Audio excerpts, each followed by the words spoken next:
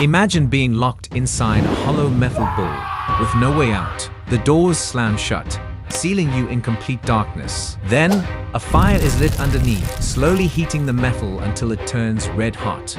You scream in agony, but no one outside can hear your cries. They've been distorted to sound like the roar of a bull.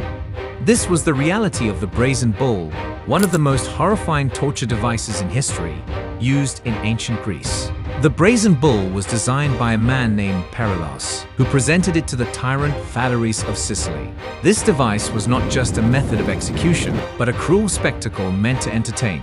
The victim was placed inside the bronze structure, and as the fire beneath it burned, the person inside was slowly roasted alive. The design was such that the screams of the dying were amplified and modified to mimic the sounds of an angry bull.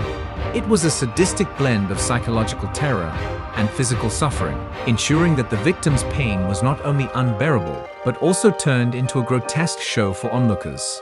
Ironically, the inventor Perilos himself was reportedly the first to be killed in his own creation, ordered by Phalaris to test its effectiveness. But wait, I'm creating premium content just for you that will only be available for my subscribers. If you don't want to miss out, make sure to hit that subscribe button and join our growing community. Now, imagine having your body broken, not in one swift moment, but bit by bit over hours or even days. This was the fate of many who found themselves on the breaking wheel, a popular torture method in medieval Europe. The wheel itself was large, and the condemned person was tied to it in such a way that their limbs were fully exposed. Then, executioners would take heavy metal rods or clubs and methodically smash the bones in their arms and legs. But the torture didn't end there. After breaking the bones, the victim was left on display, their body twisted and shattered, to either bleed to death or be pecked apart by birds. This method of execution was not only excruciating but drawn out, often lasting for hours or even days. It was a public punishment meant to demonstrate power and control, with the suffering of the victim serving as a warning to others. The breaking wheel was truly a brutal reminder of how far humans could go to inflict pain. Picture being stretched until your joints dislocate, your muscles tear, and your bones crack. This was the horror of the rack, one of the most infamous torture devices used during the Spanish Inquisition. Victims were tied by their wrists and ankles to rollers at each end, a rectangular frame. As the rollers were turned, their bodies were stretched beyond their natural limits. The longer the torturers kept turning, the more unbearable the pain became, sometimes to the point of limbs being completely torn from their sockets. The purpose of the rack wasn't just to cause pain. It was to break a person's will. Torturers would demand confessions or information while stretching the victim's body, using the threat of even greater pain as leverage. If the rack wasn't bad enough, the strappado was another torture technique favored by the Inquisition. Victims had their hands tied behind their backs and were hoisted into the air by a rope attached to their wrists. The weight of their own body would pull their arms backward, often dislocating their shoulders in the process. It was a slow, deliberate torment meant to force compliance. The psychological terror these methods inflicted, along with the physical agony, made the Spanish Inquisition notorious for its cruelty. But no discussion of brutal torture would be complete without mentioning Lingchi, or death by 1,000 cuts. This terrifying form of execution was practiced in Imperial China and is easily one of the most gruesome methods of torture in history. The concept was simple yet horrifying. A person was slowly sliced apart, with the torturer taking deliberate, measured cuts until the victim eventually died. This process could last hours or even days, depending on how skilled the executioner was. Each cut, while agonizing, wasn't meant to be fatal immediately. It was death through excruciating slow mutilation, where the victim's body was gradually reduced to a bloody, unrecognizable mass. Lingchi was typically reserved for those convicted of severe crimes, such as treason or patricide, making it both a punishment and a public spectacle. Moving to ancient Persia, we encounter Scaphism, a method so horrific that it's hard to believe it was ever real.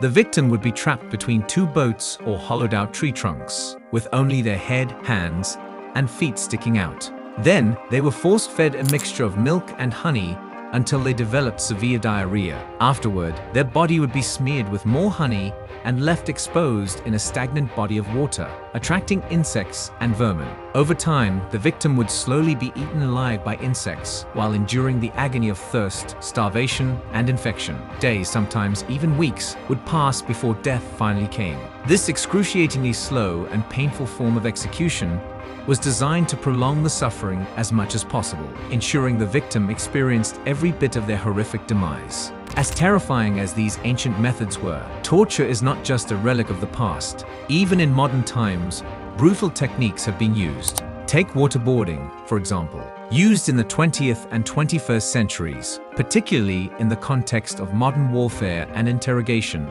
waterboarding simulates the experience of drowning. The victim is strapped to a board, and water is poured over a cloth covering their face. This triggers the gag reflex and creates the sensation of suffocating, causing immense fear and panic without leaving lasting physical damage. Though less visibly brutal than methods like the rack or the breaking wheel, waterboarding's psychological effects are profound, leaving lasting trauma. Another modern technique is electrotorture, where electric shocks are administered to a person's body, often targeting sensitive areas such as the genitals to cause extreme pain. This method has been used by various regimes and military forces throughout history. Its appeal lies in the fact that it leaves little to no visible marks, making it difficult to prove the abuse occurred.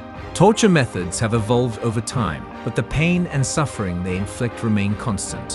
Whether through fire, stretching, cutting, or drowning, humans have found ways to turn the body itself into a battleground of agony. The question that remains is, how far can cruelty go, and how much pain can the human body and mind endure? While these methods may now belong to history, the echoes of such brutality continue to haunt us, reminding us of the dark capacity for cruelty that lies within. So the next time you hear about torture in history, remember that it wasn't just about causing pain. It was about control, fear, and domination. And even though the devices may no longer be in use, the legacy of such cruelty lingers, serving as a reminder of the darker side of our shared human history.